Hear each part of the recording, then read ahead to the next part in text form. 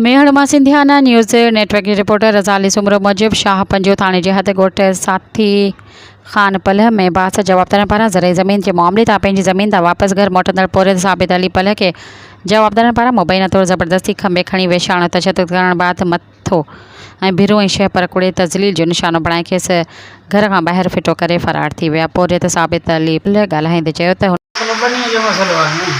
असांजे घर बनी ते कब्ज़ो कयूं था, घर था ठाहिनि ख़बर हुई असां त को बि हिसाब असां 2 चकर 3 चकर असां ब्याज बि ॾींदा आहियूं। असां जंहिं महिल चवंदा भितियूं खण त असांखे को मसइलो असांजे मथां हयूं वेठा आहिनि। अॼु हीअं कयो अथव, अॼु हीअं असां ग़रीब माण्हू सां काॾे वञूं, असां को बि इंसाफ़ नथो करे। जॾहिं वञूं था सभु ॾाढे पास ग़रीब जो केरु कोन्हे, तंहिं सां हिकु न पर 4 चकर असां ब्याज बि कयूं घर वेठे।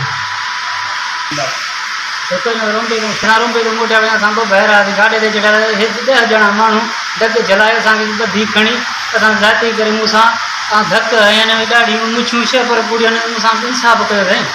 मूंसां ना इंसाफ़ी न थी छो थी थिए एतिरे, मूंसां इंसाफ़ कयो वञे साईं। एस खे गुज़ारिश कया ऐं मूंसां इंसाफ़ करे SP खे गुज़ारिश साफ़ कयो। SHO खे SP खे DIG खे SHO खे मुंहिंजी गुज़ारिश आहे मुंहिंजे मूंसां इंसाफ़ कर, मूंसां ज़ुल्म छो पियो थियनि एॾो। त हुन वधीक चयो त उन खां अॻु बि जवाबदारनि मूंसां विड़िया आहिनि, उनजो तदारक कयो वञे ऐं मूंसां इंसाफ़ कयो वञे।